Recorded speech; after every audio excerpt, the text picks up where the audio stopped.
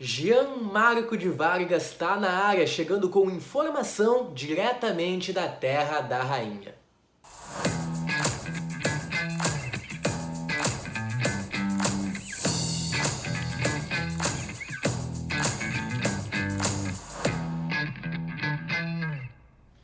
Você já se perguntou como é a rotina de um correspondente internacional?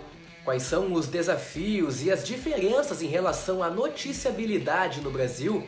E como é estruturada a logística de cobertura? Tem muita coisa a se pensar, não é? E quem nos esclareceu estas e outras curiosidades foi Denise Odorice, correspondente internacional da CNN Brasil na Inglaterra. Eu me chamo Jean Marco de Vargas, jornalista, e é um prazer seguir na companhia de cada um de vocês. Se inscreva no canal, compartilhe esse vídeo e também me siga nas redes sociais para não ficar por fora de nada. Então é isso, aperte os cintos e vamos para um bate-papo internacional. Justamente sobre esse encantamento, já te agradecendo novamente a sua participação, sua disponibilidade, ter reservado um tempinho aí na sua agenda, justamente para poder deixar você cada vez mais próximo do público, ainda mais daqui do Rio Grande do Sul, onde eu sou, aqui no Brasil. Conta pra gente o porquê que você escolheu o jornalismo como profissão, da onde que saiu esse amor pela área da comunicação? Olha, é até engraçado, assim, porque fazendo um paralelo, eu acho que hoje eu faço jornalismo por razões diferentes das que eu escolhi ser jornalista quando a gente tem 17, 18 anos, né? Então, na época de escolher algum vestibular, eu não tinha certeza sobre jornalismo. Tinha outras coisas na cabeça, mas tem aquela história, assim, eu escrevia muito bem, eu sempre escrevi muito bem desde pequena, eu sempre gostei muito de ler e de escrever, né? Minhas melhores notas eram de redação e tal. E eu sempre gostei muito de ler jornal, de ler revista, então tinha esse hábito em casa, né? Que eu acho que eu peguei dos meus pais, assim, sempre aquela coisa de assistir o jornal à noite, né? Porque eu sou da época que não tinha notícia o tempo todo no celular, né? A gente Uhum. esperava chegar o Jornal Nacional, né? Da Globo à noite, pra ver o que tinha acontecido no dia. E no dia seguinte você lia o jornal de manhã, e no fim de semana a revista semanal era algo muito também importante, porque trazia as coisas mais aprofundadas e tal. Eu acho que hoje isso mudou um pouco, né? Porque hoje tudo que acontece já pinga no celular. Mas tinha esse hábito, né, na minha casa e eu sempre gostei muito disso, assim. E eu, no segundo, terceiro colegial, eu comecei a me interessar ainda mais por essas questões, principalmente acontecimentos internacionais, assim, né? Eu lembro a guerra da Iugoslávia aconteceu durante o meu ensino médio, né, dos Balcãs ali, que se desfez a Iugoslávia e virou Macedônia, virou Sérvia, virou Montenegro, e isso me impressionou muito, assim, aquelas coisas dos crimes de guerra, do Slobodan Milosevic, e eu ficava explicando para os meus colegas na escola, assim, sabe? Gente, vocês estão vendo o que está acontecendo? Né? Então, eu tinha sempre esse interesse. E aí, quando eu fui prestar vestibular, eu falei para minha mãe que eu ia prestar jornalismo, que eu ia prestar como segunda opção publicidade, e eu não tenho nada a ver com publicidade, muito engraçado, porque hoje eu vejo nada a ver, mas enfim, eu fiz as duas. E aí eu falei, qual eu for melhor de pontuação, eu vou cursar, porque talvez seja que eu tenha mais afinidade, né? Uhum. E aí eu fiquei mais bem colocada no jornalismo e eu falei, eu vou fazer, porque também se eu não fizer, eu não vou saber, né? Enfim. E aí fui fazer e eu gostei, assim. Aí no segundo ano da universidade eu já comecei a estagiar.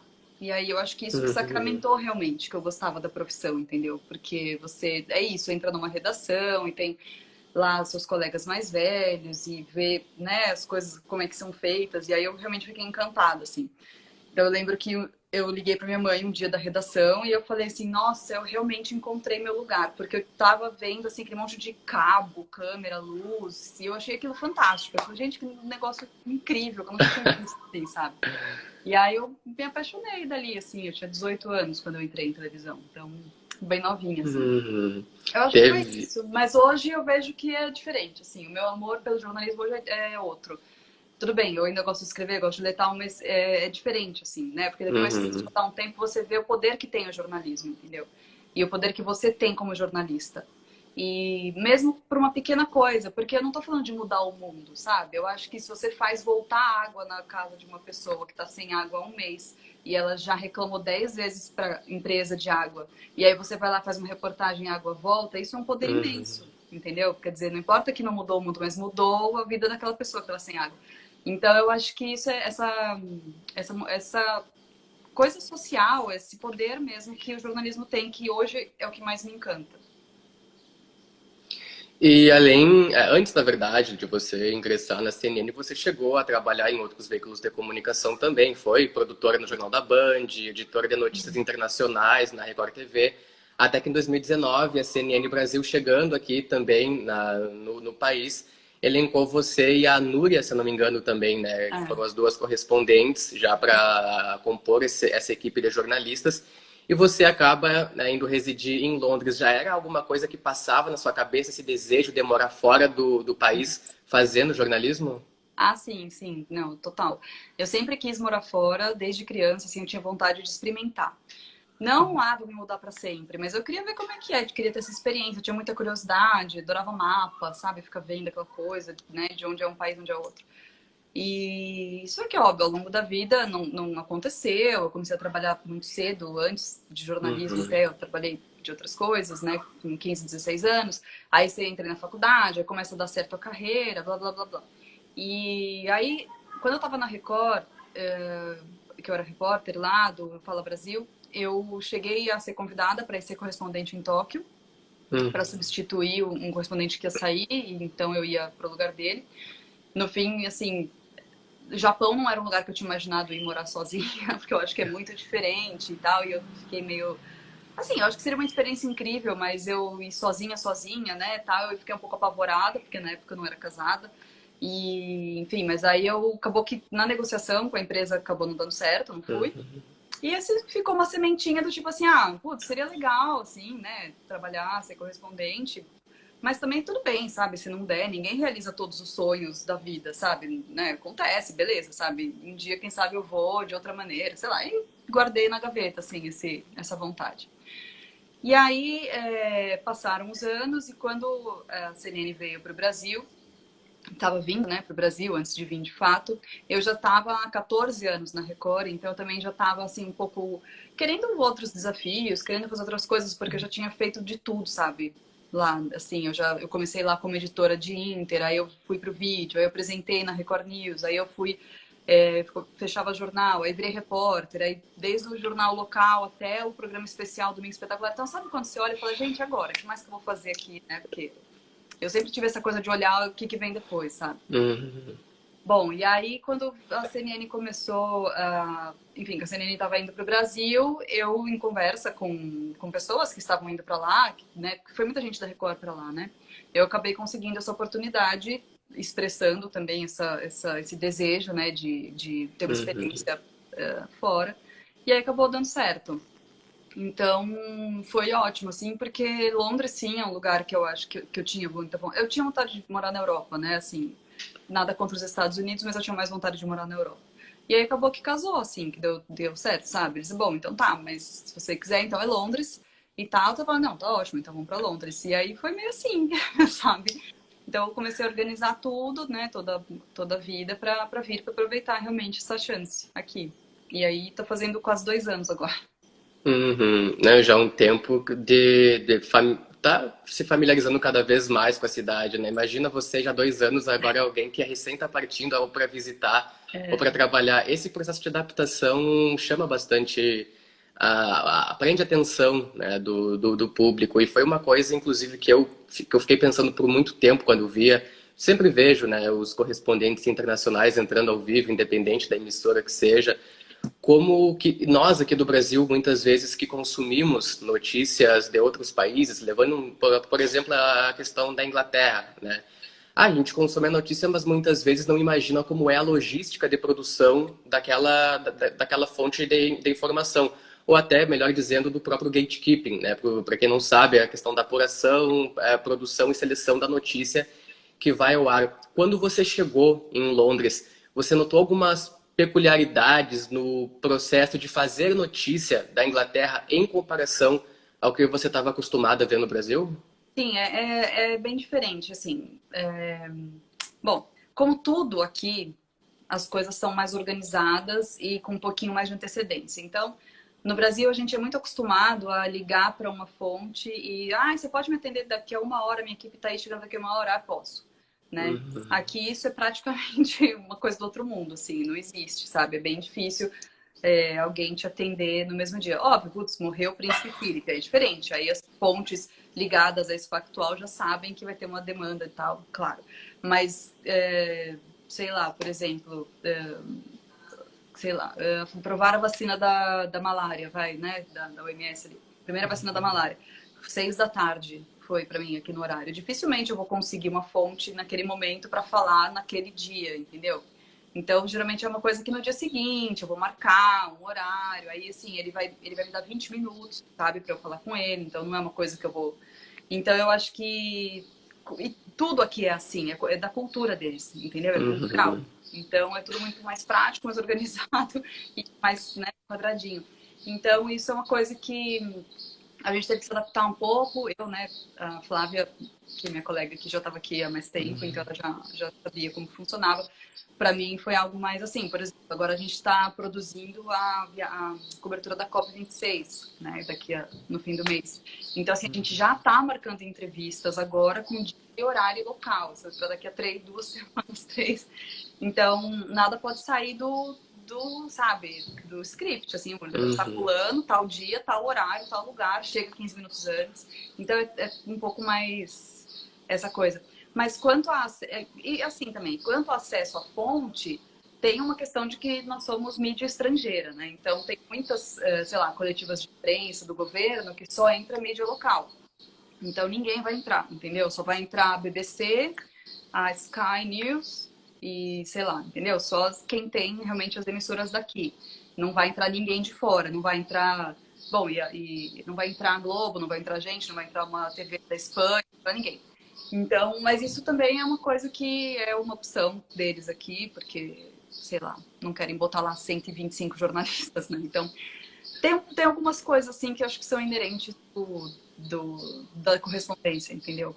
Uhum. Mas, por outro lado, a gente tem uma associação de jornalistas estrangeiros aqui, que é do próprio, é de Londres aqui, né? A Foreign Press Association, que é o máximo, eles são super queridos e apoiam muito o que a gente precisa, justamente alguma informação que eu não estou conseguindo, porque eu não sou mídia local, eles conseguem viabilizar para eu conseguir, sabe? Então, tem algumas ferramentas, assim, o trabalho relativamente é possível, mesmo sendo mídia estrangeira, sabe? Uhum.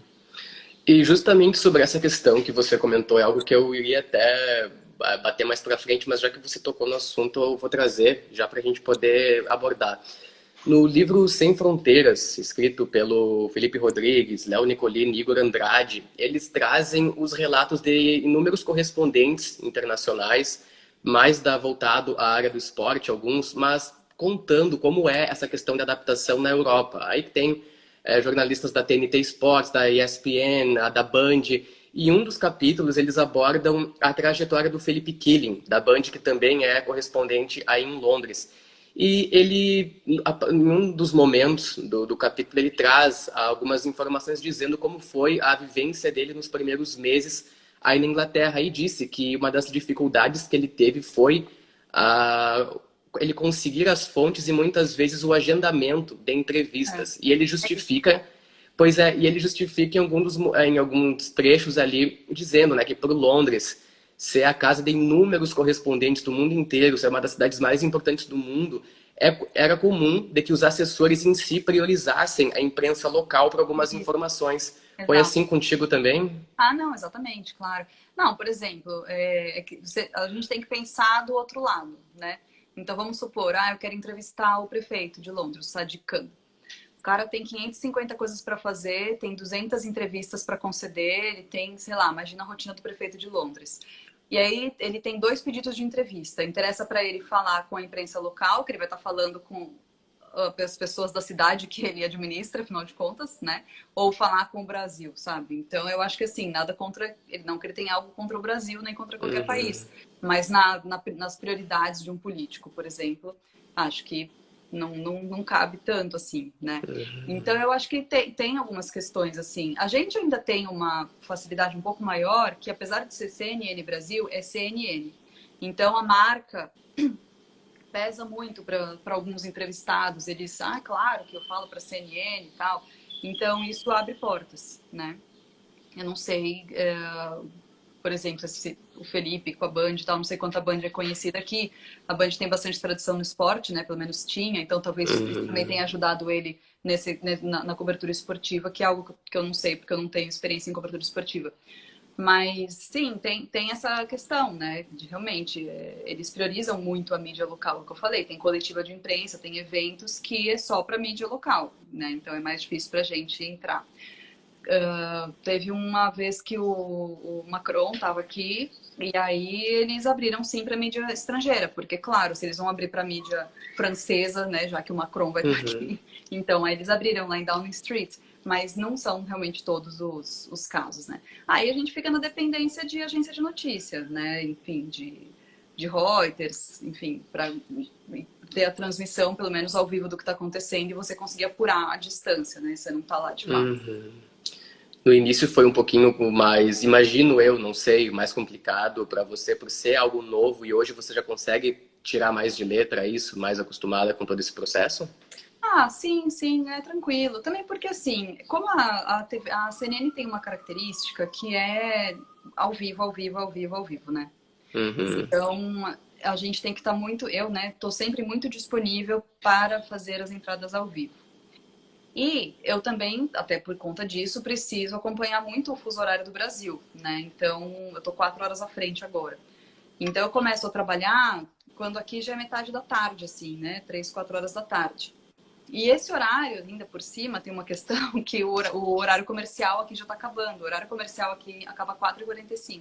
Uhum. Então, é mais difícil ainda para encontrar fontes, né, nesse horário. A não ser aquelas fontes que eu já tenho desde quando eu cheguei, que eu sei que eu posso mandar uma mensagem no celular, mas assim, o cara não necessariamente vai me responder, ele não está trabalhando, sabe? Então, é um pouquinho mais... Tem alguns fatores, assim, de fuso horário e tal, que atrapalham um pouco. Mas sim, assim, a gente se adapta, na verdade, a trabalhar de todos os jeitos, né? Então, assim, quando não é uma matéria para o dia, ou quando não é uma entrevista que eu preciso para esse mesmo dia, eu geralmente já peço pro dia seguinte, entendeu? Eu falo pro dia seguinte, pro outro, sei lá, para quando o cara puder, porque não adianta, sabe? É isso, eles funcionam assim, aqui eles funcionam sempre com um pouquinho mais de planejamento, né? E isso é um desafio, porque eu acho que nós brasileiros e já culturalmente, e a imprensa brasileira também acaba refletindo, né, esse comportamento, a gente faz tudo para ontem, né? Então, assim, é para ontem, vou entrevistar alguém daqui a pouco, se atrasar 15 minutos, tudo bem, tô chegando, não sei o que, não sei o que. É tudo mais informal, né? Então, é uma cultura diferente que a gente tem que seguir aqui e se adaptar a ela, sabe? Mas tudo bem também, assim, a gente acostuma e passa a trabalhar de outro jeito, né? Não tem tantos problemas. Uhum. Antes, inclusive, de abordar o próximo tópico com você, o pessoal aqui interagindo bastante, Fernando Fernandes escreve, adora as reportagens da Denise, ela é muito Ai, que bom. competente, cheio de fãs aqui, Denise. Obrigada, Fernando. Alguns comentários, inclusive, passaram, mas todos eram em si falando, a outro também dizendo aqui da realeza da Denise noticiando na CNN, o pessoal gosta bastante, bastante mesmo. Pô, obrigada, pessoal. E Denise, outra coisa também que me chamou bastante atenção, principalmente por você estar na Inglaterra, chegando num país, não sei se você já tinha familiaridade antes com Londres, Inglaterra, já conhecia? Como Não, é eu que... cheguei chegando sem conhecer. Sem conhecer. É. E você, posso dizer assim, que foi a prova de fogo, né? Você chegou num ano em que a pandemia recém tava bombástica em Não tinha nem todo mundo. começado. Eu cheguei É, 3 meses antes. Eu cheguei em 3 meses. novembro de 2019, dezembro, janeiro, fevereiro. Em março que veio o lockdown aqui, 4 meses antes de pegar o Uhum, lockdown aqui. Não, isso foi totalmente, né? É assim, eu acho que Londres é a cidade fora do Brasil que eu mais tenho pessoas conhecidas. Então, eu já tinha vários amigos uhum, aqui, a maioria jornalistas, coincidentemente. A própria Flávia, que é minha colega, é minha amiga há mais de 20 anos, a gente começou junto no estágio e tal. Mas, assim, então, por um lado, foi mais fácil, entre aspas, porque já havia um grupo, já tinha pessoas que ajudaram e tal. Mas é claro que a pandemia deu uma bagunçada, assim, porque você vem morar fora e aí você tem uma expectativa de que as pessoas vão vir te visitar, seus amigos vão vir, sua família vai vir, né, viajar. ou que você mesmo vai viajar, vai conhecer outros países, ou que você vai fazer isso, fazer aquilo. No meu caso, assim, eu adoro vida cultural, gosto muito de ir em show, né? Adoro música e tal. Aham. Então, não fui ainda nenhum show aqui. Eu fui assim, sabe, barzinho de jazz, mas show, não fui nenhum, porque agora que eles estão voltando a acontecer, mas muitos também só no ano que vem. Então, né, falando dessa coisa mais pessoal, assim, eu não vou dizer que, ai, nossa, foi sofrido, não, mas foi diferente, né, do que a gente tinha imaginado, é óbvio, né. Aqui ainda em Londres, por exemplo, mesmo no lockdown mais restrito que teve, os parques nunca fecharam, né, então a gente Uhum. conseguia pelo menos, ai, tá sol, vamos dar uma volta para desembolorar um pouco. Por outro lado, as regras sempre foram muito rígidas. Então, assim, nos 3 lockdowns que a gente teve aqui, a gente não encontrou ninguém, nenhum amigo. Não vem amigo em casa, você vai na casa de nenhum amigo. Se você quisesse dar uma volta na rua, mas também não podia dar uma volta só com pessoas, assim, sei lá, uma pessoa, sabe, que morava em outra casa. Então, foi um pouco puxado nesse sentido.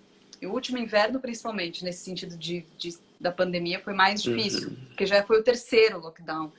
Foi inverno muito rigoroso, assim, muito frio mesmo. E a gente não podia sair nem para comer uma pizza na casa de um amigo ou de uma amiga, sabe? Então, Aham. isso foi mais puxado. Quando acabou o inverno, chegou a primavera, que eu olhei e falei, nossa, agora que eu tô me dando conta do quanto foi sofrido, assim, sabe? Quanto foi difícil. Então, claro, foi totalmente diferente, assim, né? Mas é que eu não sei, assim, aqui é diferente do que foi no Brasil, porque eu acho que no Brasil não teve nenhum lockdown muito restrito. Teve restrições, Uhum. mas não teve nada assim da rua realmente ficar vazia, né? Aqui teve, sabe? Não só aqui, né? No começo do canal a gente foi para Itália fazer a reportagem especial lá no primeiro lockdown que teve, né, na Europa. Então, é assim, de você só ver pomba na rua, sabe? Então, isso foi muito impressionante, muito chocante. Mas, ao mesmo tempo, eu tinha uma sensação, que eu acho que é aí a alma de jornalista, sabe? De falar, nossa, eu estou presenciando um capítulo da história que não sei se vai ter outro parecido, espero que não, né? Que não tenha nunca mais. É. Esperamos.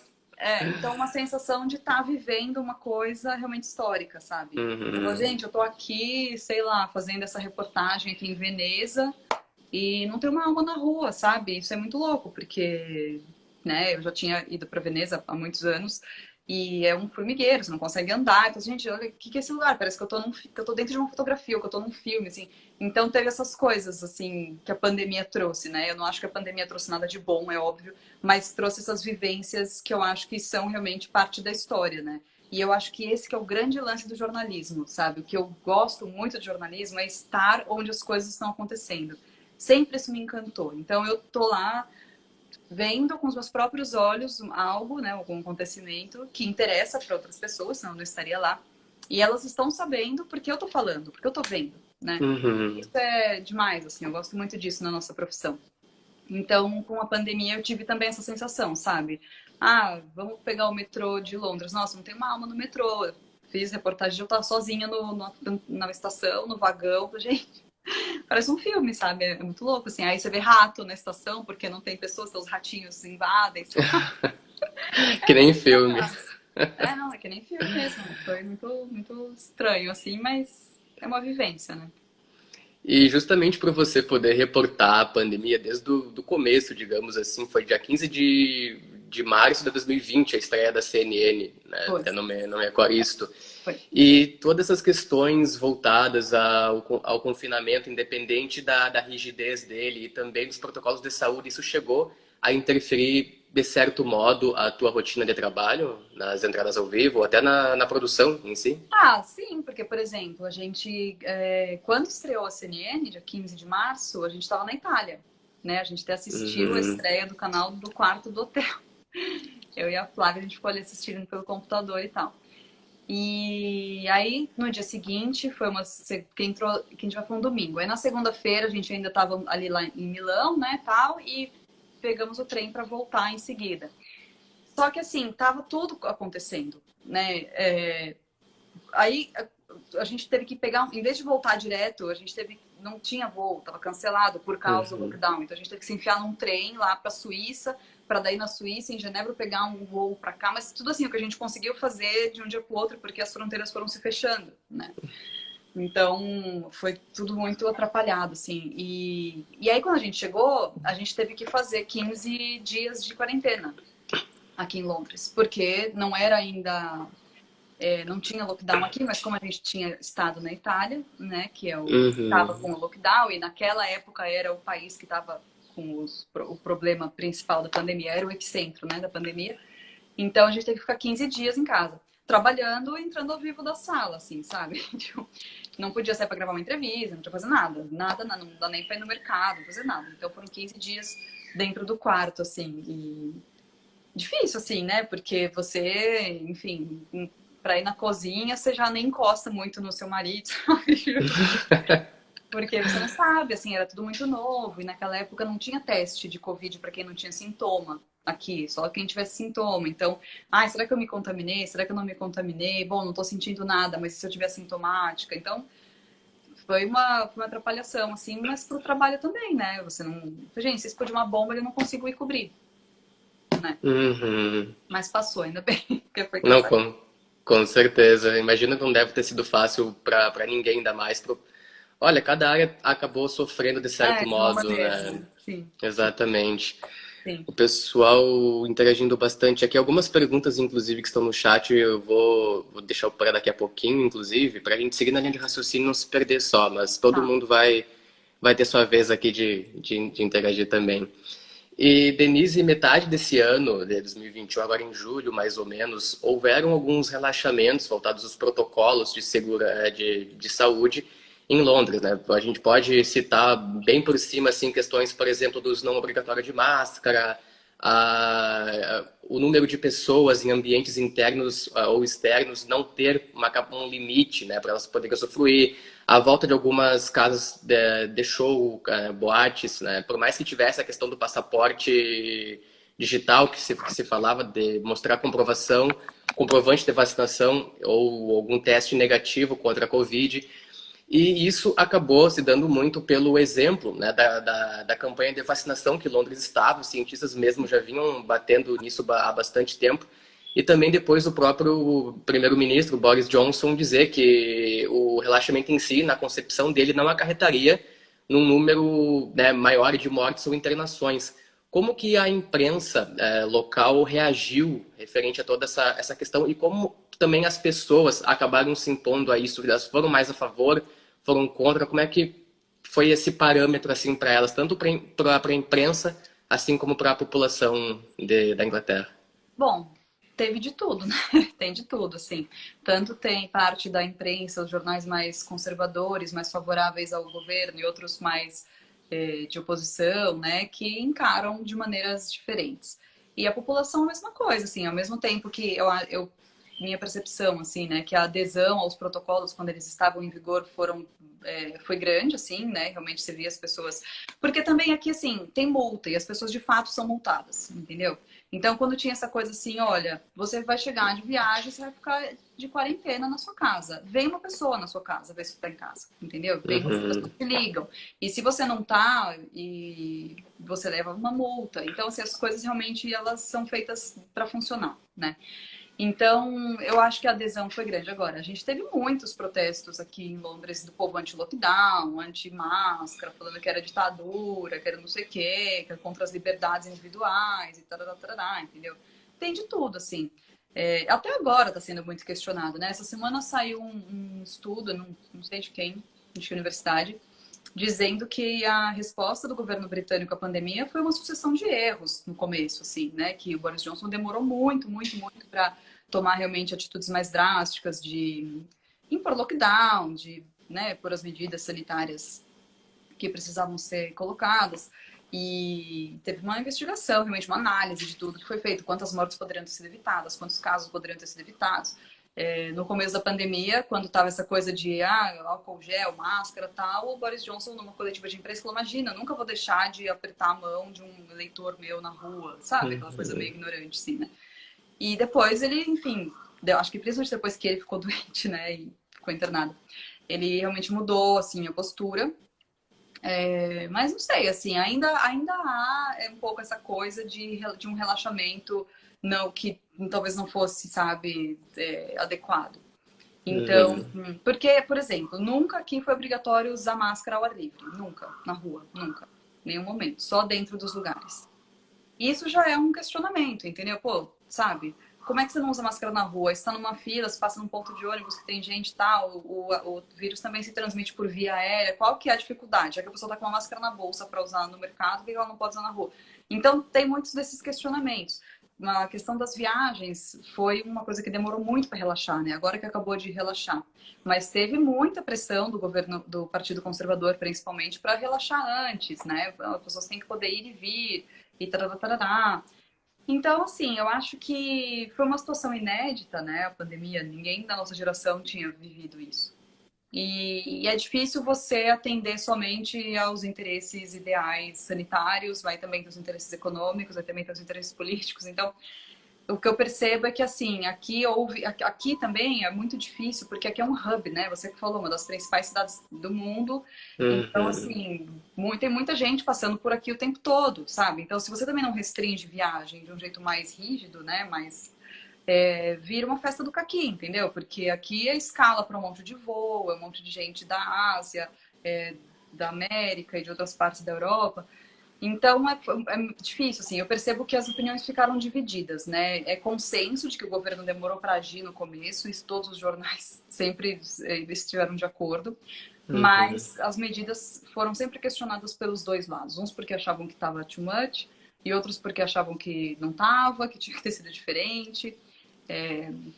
Agora está uma discussão aqui, que é uma consequência da pandemia, eu estava até dando na BBC agora, que é assim, com a pandemia, os médicos de família, né, os GPs, eu não sei se precisa explicar como é que funciona, assim, porque aqui o sistema público de saúde, quando você tem alguma questão, você não vai direto num especialista, você não vai num gastro, ou você vai num, Uhum. né, que é um médico generalista, que é o médico do bairro, você é cadastrado nessa clínica, você vai lá sempre.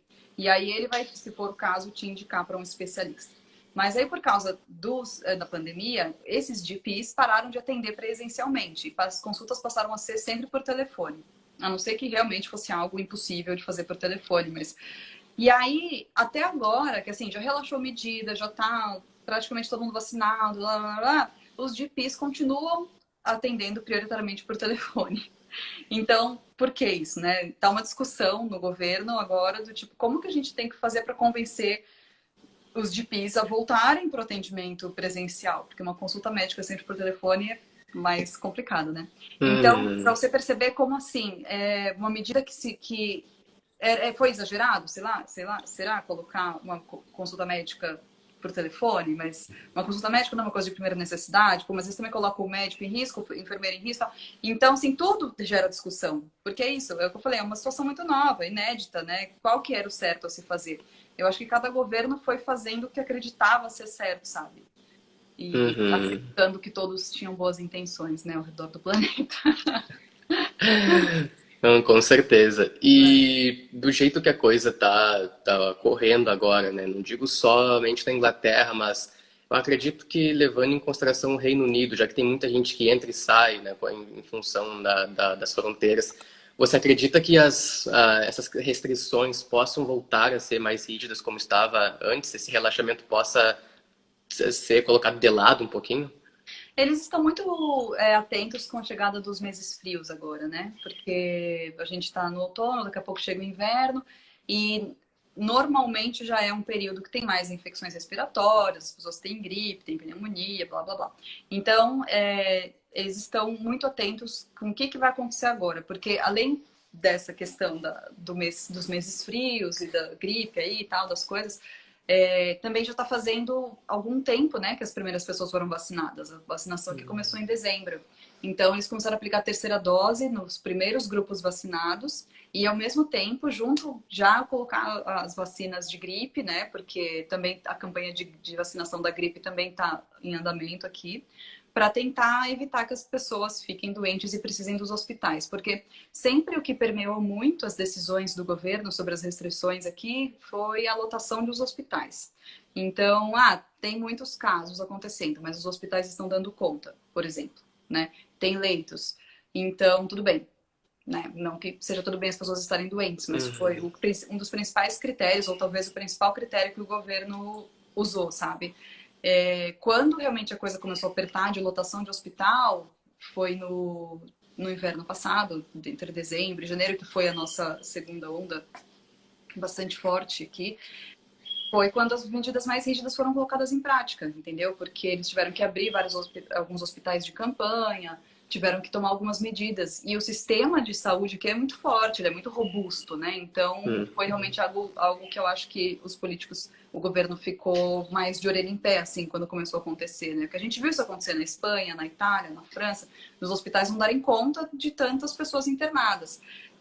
A Alemanha e o Reino Unido são dois países que têm um sistema de saúde muito grande, né? Muito estruturado, com muitos hospitais. E quando aqui, então, começou os leitos a ficarem mais, né, assim, escassos, foi realmente quando o governo impôs o lockdown mais rígido. Então, eu acho que vai depender agora de como que eles vão fazer com os meses mais frios, nesse sentido realmente de prevenir novos casos. Se eles conseguirem aplicar a terceira dose no maior número de pessoas possível, o mais rápido possível, e também continuar com a campanha da vacinação da gripe, talvez a gente não volte a ter um bloqueio tão rígido, mas eu não sei, assim, é algo que assusta, assim, de pensar, de ter outro inverno com restrições, porque, como eu disse, foi bem puxado, assim, o inverno passado, sabe? Foi pior, né, de todos, foi dos 3 que a gente teve, foi o pior lockdown.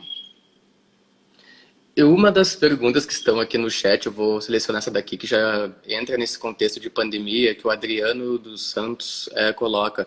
Como os ingleses enxergam as declarações do governo federal aqui do Brasil a respeito das vacinas e do tratamento, os tratamentos alternativos? Tem alguma margem reacional por parte das pessoas daí, ou até da própria imprensa também, Denise? Às vezes tem, não é sempre não que tem, às vezes tem quando tem algum acontecimento mais importante, assim, nesse assunto no Brasil, alguma fala, alguma coisa, daí sim repercute, né? Eu acho que a última coisa que repercutiu bastante foi quando os líderes estavam na cúpula das nações, na Assembleia das Nações Unidas, né, em Nova York, e teve aquela conversa, né, do Boris Johnson com o presidente brasileiro falando da questão da vacina da AstraZeneca e tal. Então, aí sim, claro que isso repercute, né? Até porque é o líder deles que está falando.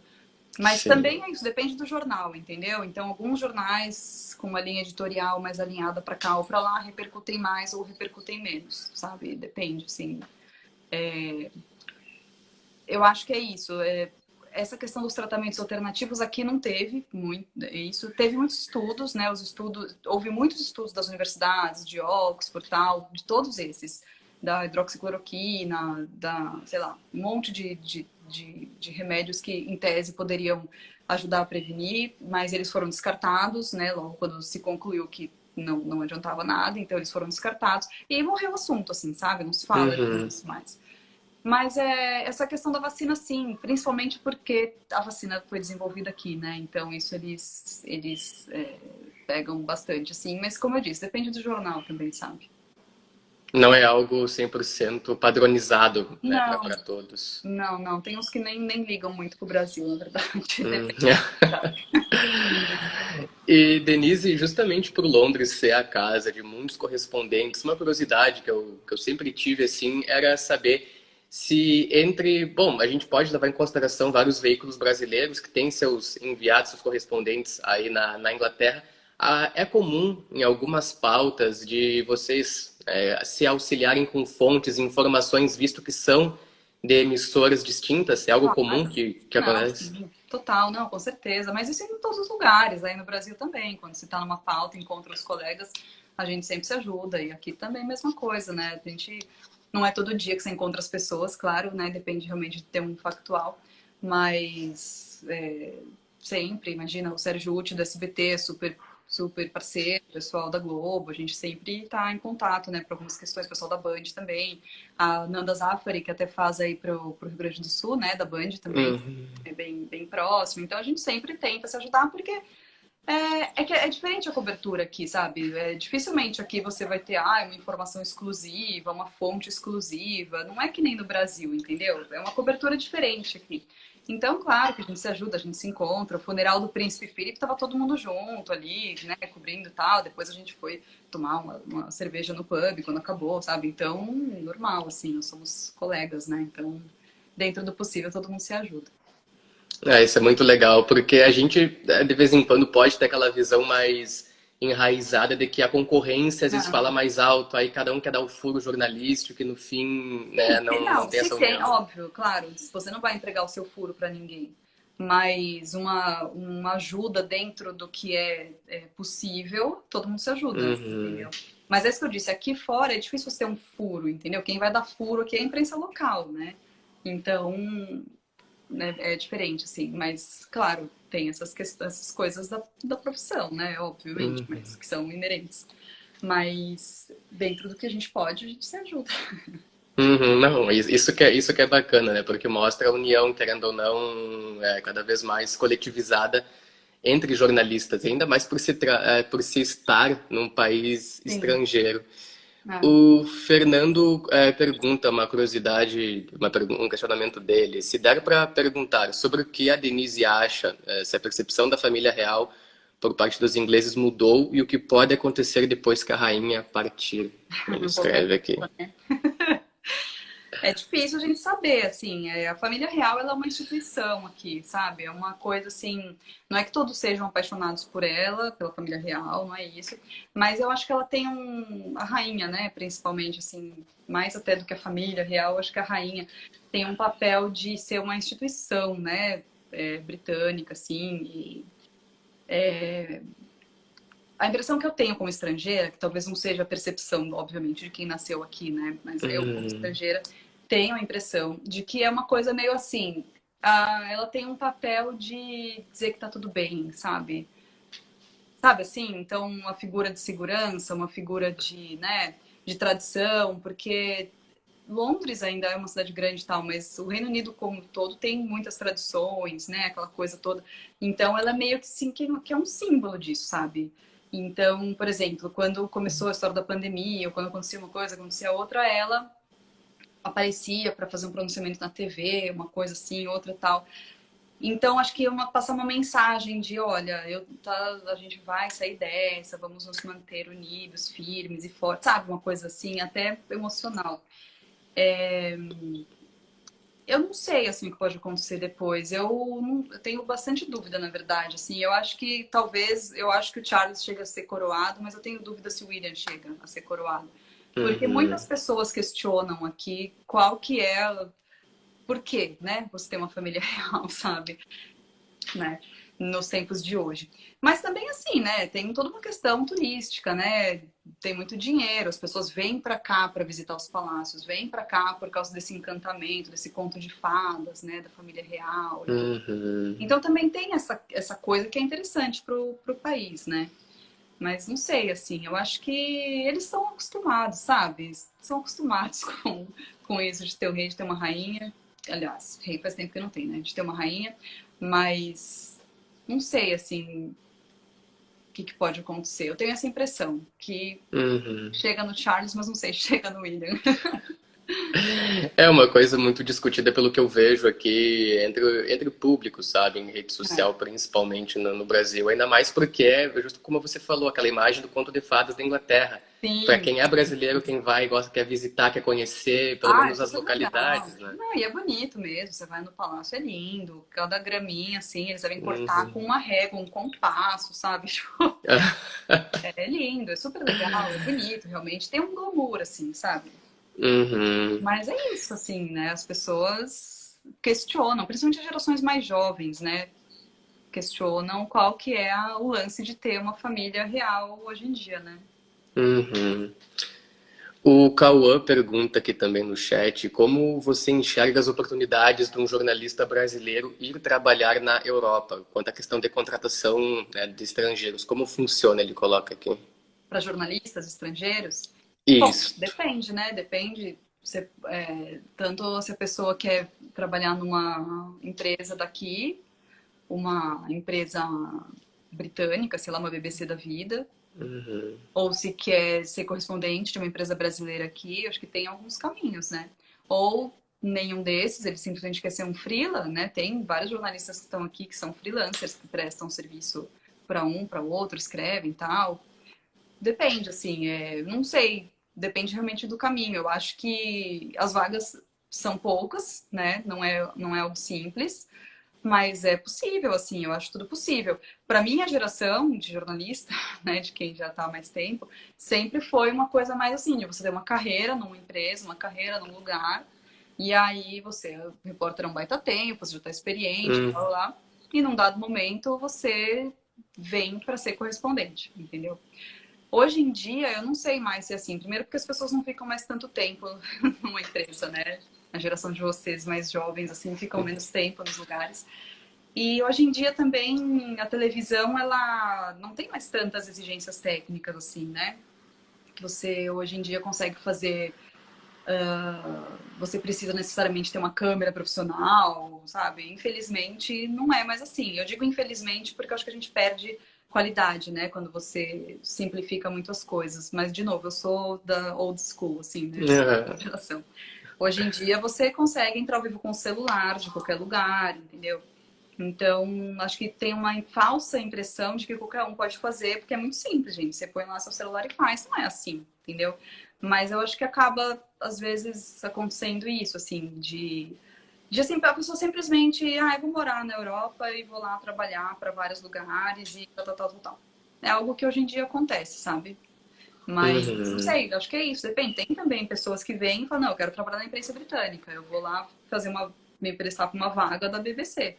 Também é um caminho bem difícil, né? Mas também é um caminho, não é impossível. Acho que depende muito do que a pessoa quer, né? Mas não acho que seja fácil, assim, que seja um mercado fácil, sabe? Até porque você trabalhar numa empresa daqui, por mais que você possa ser fluentérrimo no idioma, você tem barreiras de idioma, barreiras culturais, entendeu? Então, é mais difícil, assim, a não ser que a pessoa realmente passou a infância aqui, sei lá, né? Uhum. É um pouco mais complicado, mas eu não acho impossível nada né?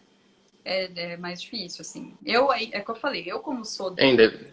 de uma geração mais antiga, eu ainda acho que o caminho mais lógico, entre aspas, é você ter uma carreira num lugar e depois de um tempo você, né, seria o mais lógico. Mas não sei como é que vai ser agora com vocês que estão entrando no mercado. Isso é bem interessante mesmo você ter pautado, né? Nesse livro, inclusive, que fala do Sem Fronteiras, há vários jornalistas em si que contam, né, a trajetória de ingresso no mercado exterior justamente por esse método. Já estavam um bom tempo É, trabalhando na empresa e depois foram elencados para ir para fora. O Felipe Killing, se não me engano, foi assim, o Fred Caldeira, da TNT Sports também, entre outros, né, porque inúmeros jornalistas. a coisa da correspondência, ela sempre foi vista como um prêmio, assim, sabe? Então, o jornalista tá lá, ele é repórter há 10, 15, sei lá quantos anos, e aí ele, não dá muito da carreira dele, ele recebe essa promoção, sabe? Enfim, Uhum. então, claro, desde que a pessoa tenha vontade de morar fora, né? Porque também, às vezes, não é todo mundo que quer. Mas, enfim, eu acho isso, assim, eu acho que acaba até hoje, pelo menos nas emissoras tradicionais, né? Então, sei lá. Mas também eu vejo cada vez mais espaços para freelas, como eu disse, assim, eu vejo. Uhum. Mas aí não em Londres, porque Londres todo mundo tem, assim, todo mundo. As emissoras que têm correspondente aqui na Europa têm em Londres, entendeu? Então eles não vão usar um freela aqui em Londres, porque eles têm um correspondente aqui em Londres. Agora, num outro país que tem menos, que não tem tanta gente e tal, também vai ter trabalho, né? Mas tem mais chances porque não tem tantos jornalistas brasileiros. Então é uma Uhum. equação, né? Não, com certeza. O Douglas Dias, repórter, acredito que seja seu amigo. Ele é meu amigo. Vamos falar sobre fuso horário. Você me manda o fuso horário de Brasília ou de Londres? Doug, que saudade de você. Eu, do Brasil, né? Já contei isso pra ele. Ele tá falando isso só pra brincar. Já, falei, já contei isso pra ele. No fuso horário do Brasil. Eu trabalho das 4 à meia-noite no meu horário. Então, pra vocês é da meia-dia às 8. E é isso. Legal. Denise, início desse ano eu tive uma conversa também com a Karina Ávila. Ela até então era produtora, repórter e editora do Globo Esporte em Brasília e ela também foi a primeira correspondente do Brasil na Islândia. Ela foi cumprir Ah, na época os preparativos da seleção da Islândia para a Copa do Mundo. E a gente tocou no assunto a respeito do machismo do jornalismo, né? E ela disse que na Islândia era muito distinto do que a gente via no Brasil. Por exemplo, o povo era muito mais educado, muito mais respeitoso, principalmente com ela, né, que é mulher. Eu queria saber com você como é essa questão desde que você chegou em Londres. Você notou muita diferença em comparação de quando trabalhava no Brasil? Eu acho que, assim, engraçado que já me entrevistaram uma vez sobre essa questão do machismo, assim. Se eu achava Uhum, que as redações eram machistas, né? Eu acho que a redação, ela reflete a sociedade em que ela está inserida, entendeu?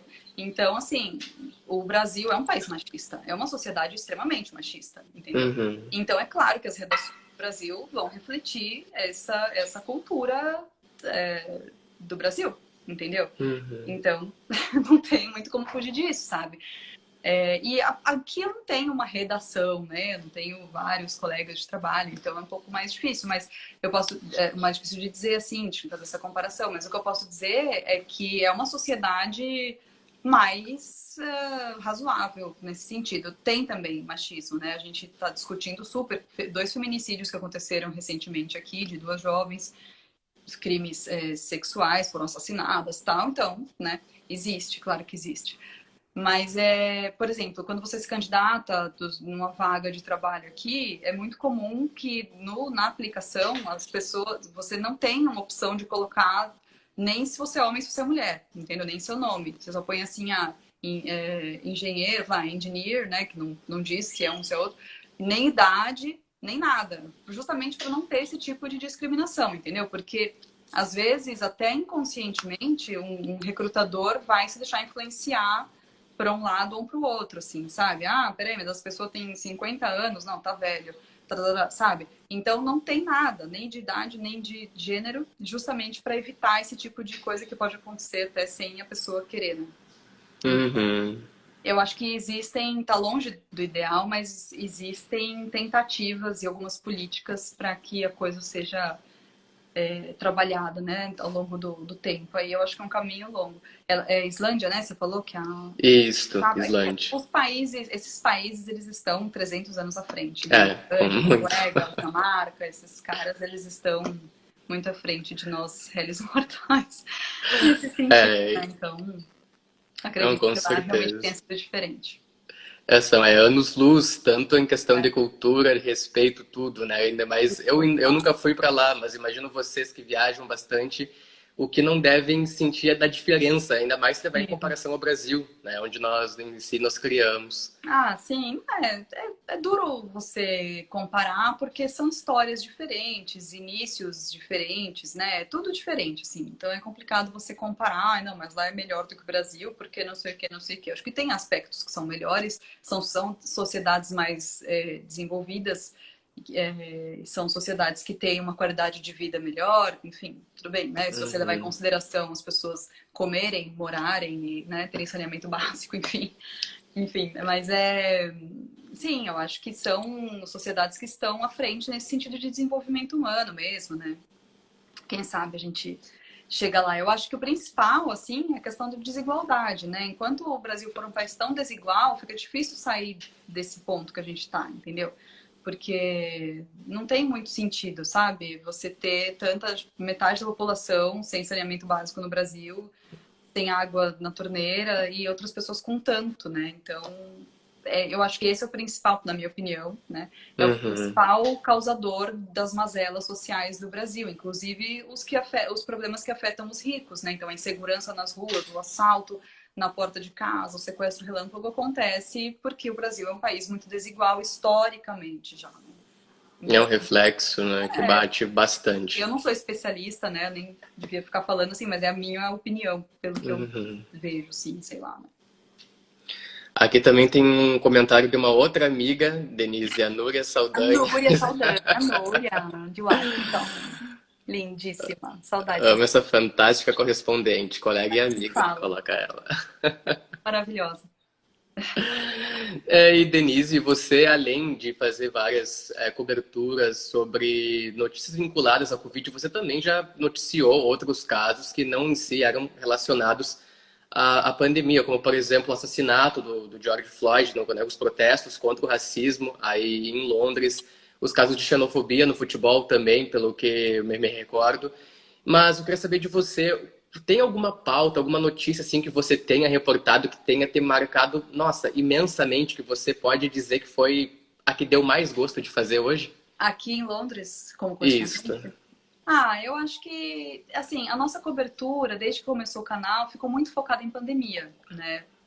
Teve, assim, agora que a gente começou a falar de outras coisas, mas é muito pandemia, pandemia, pandemia. Então, não tem como não falar dessa cobertura do primeiro lockdown na Europa, que foi na Itália, que a gente falou 8 dias, né? Percorrendo várias cidades, e mostrando tudo às moscas, e mostrando onde houve realmente o primeiro caso na Europa, ali na Itália, né, na cidade de Codogno. Então, isso me marcou bastante. Mas eu acho que também quando começou a vacinação aqui, né, foi o primeiro país, então você percebia um clima de comoção, assim, realmente, sabe? Tanto aqui como para quem estava assistindo, porque realmente até a gente chega a ficar emocionado, sabe? Falando, nossa, uma pandemia acontecendo há quase um ano e agora parece que, sabe? Então, isso foi bem marcante também o dia do começo da vacinação. E esses protestos, assim, do George Floyd, né, do Black Lives Matter, eles foram imensos, assim. Então, eu acho que eu já tinha cobrido protestos gigantes por outras causas no Brasil, aqueles protestos de 2013 que pararam tudo, tal. Então, os protestos sempre têm uma coisa muito de energia coletiva, assim, né? Que tá todo mundo lá por uma mesma causa. Então, eu gosto Uhum. de sentir isso. Assim, é uma cobertura muito difícil, é pesada, você fica muito cansado, você fica em risco, né? Porque sempre tem gente tacando pedra, tacando copo, vidro e tal. Então, é arriscado, é difícil de fazer. Mas são coberturas que marcam, justamente por isso que você está falando, né? Porque são causas e as pessoas estão lá unidas por essa causa. Então, acho que marcou também. Mas eu citaria realmente a cobertura da pandemia como um todo, especialmente essa questão da viagem para a Itália, porque eu acho que a gente foi para lá quando ninguém sabia nada, sabe, sobre o vírus. Usa máscara ainda não era. Aliás, a orientação era ao contrário. A OMS falava para só usar máscara quem tinha sintomas. Então, assim, a gente circulou lá 8 dias pela Itália sem máscara, porque era a orientação da OMS. E Uhum. a gente foi abordado na rua pelos policiais, tipo, por que vocês estão aqui? Tem um lockdown, não é para ficar na rua. Não, mas a gente está aqui gravando. Mas cadê a credencial de vocês? Tá aqui, passaporte. Então, assim, momentos meio tensos, assim. Eu acho que isso foi totalmente fora do que eu pudesse imaginar, sabe? Eu acho que vão ter outros protestos ao longo da minha vida de repórter para cobrir, mas eu acho que não vai ter outra ocasião como essa da pandemia e de um lockdown e tal, sabe? Isso foi realmente algo muito, muito marcante, assim. Foi bem difícil. E além de ser marcante, essa sua ida para a Itália para reportar aqui para o Brasil foi sua estreia também na CNN, não foi? Foi a reportagem de estreia. A gente percorreu 5, 6 cidades em 8 dias e foi uma reportagem de 10, 12 minutos, bem grande, em que a gente entrevistou, assim, várias pessoas. Foi bem legal. Foi a matéria de estreia no dia 15 de março, foi ao ar. Uhum. Bem bacana. Denise, a gente já está quase chegando no Tá. final do nosso bate-papo. E para encerrar, só eu gostaria de fazer uma pergunta que uma colega minha de jornalismo também, só que lá do Rio de Janeiro, Mariane Lino, ela pergunta como é a sua rotina de folga, se o entretenimento que Londres oferece, você pode acabar usufruindo dele nesse seu tempo livre, assim. Sim, não durante a semana, porque como eu disse, eu vou até meia-noite, né? Então, durante a semana eu aproveito de manhã, aproveito o dia, aí eu gosto muito de estar ao ar livre, então quando tá sol, que nem hoje, por exemplo, eu gosto de ir pro parque, gosto de correr no parque, gosto de, enfim, caminhar, que seja, gosto muito, muito disso. Às vezes eu pego alguma exposição, vou para algum museu, sempre aproveitando o horário que eu tô livre de manhã, almoçar na rua, comer um lanchinho, tá fora, assim, tomar um café, até a hora de começar a trabalhar. E fim de semana, né? A gente tem escala de plantões, assim, mas a gente tem. Eu trabalho um fim de semana assim e folgo dois, né? Então, sábado, domingo eu Hum. trabalho, e sábado, domingo, duas folgas, assim. Então, aí eu procuro realmente aproveitar. Mas também, assim, sobre a vida inteira foi assim, né? Desde que eu comecei em TV, tinha essa escala de plantão de fim de semana, de feriado e tal, então também tô acostumada, né? Mas. E também, de novo, né? A gente ficou muito tempo sem ter os eventos aqui. Eles começaram a voltar no meio do ano, lá para junho, julho. Então aí também pude voltar a aproveitar essas coisas. Ficou tudo, né, fechado. Agora, aos pouquinhos, quando toda a nossa vida voltar ao normal, de certo modo, tenho certeza que você vai conseguir aproveitar muito mais as coisas por aí. Com certeza. Eu tô doida pra ir conhecer o Royal Albert Hall, sabe? Que tem os concertos. Sim. Eu adoro concerto, adoro balé, adoro essas coisas, quero ir ver. Enfim, algumas coisas assim que agora estão começando a voltar. E também, até por isso, os ingressos estão super disputados, né? Então tem que marcar com muita antecedência para ir nesses lugares agora. Não, vai conseguir sim, eu tenho certeza. Denise, só tenho que te agradecer pela oportunidade de estar aqui conversando comigo. Olha, como eu falei lá no início do nosso bate-papo, me sinto lisonjeado de estar podendo trocar essa ideia com você, trazer conhecimentos riquíssimos aí de Londres e também de uma excelente profissional que muita gente mesmo admira. Obrigada, obrigadão, obrigada pela oportunidade. Quando precisar, tuas ordens. E é isso. Valeu. Muito obrigado, Denise. Então, obrigado ao pessoal que interagiu, esteve conosco até nesse momento do bate-papo. E um excelente dia a todos. E a você, Denise, em especial, um excelente dia, um excelente trabalho também. Obrigada. Excelentes coberturas. Daqui Estaremos acompanhando. Isso, daqui a pouco eu tô ao vivo na televisão. Tá certo. Beijão para vocês. Beijo. Tchau. Fiquem bem. Muito obrigado. Tchau, tchau. Tchau.